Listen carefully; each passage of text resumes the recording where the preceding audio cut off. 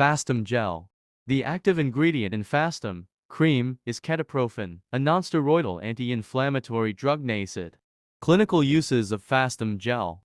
Fastum cream is a topical nonsteroidal anti-inflammatory drug NSAID used to relieve pain and inflammation associated with sprains, strains, arthritis, tendonitis, bursitis, backache, minor injuries.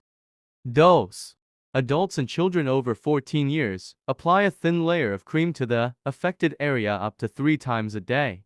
Children under 14 years, consult a doctor before use.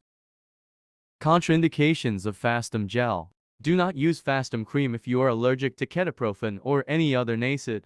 Do not use Fastum cream on broken skin, infected areas, or mucous membranes. Do not use Fastum cream with other topical NSAIDs.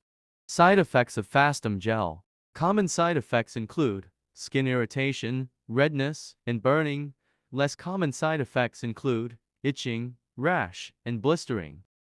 This information is not intended to be a substitute for professional medical advice, diagnosis, or treatment. Always seek the advice of your physician or other qualified health provider with any questions you may have regarding a medical condition.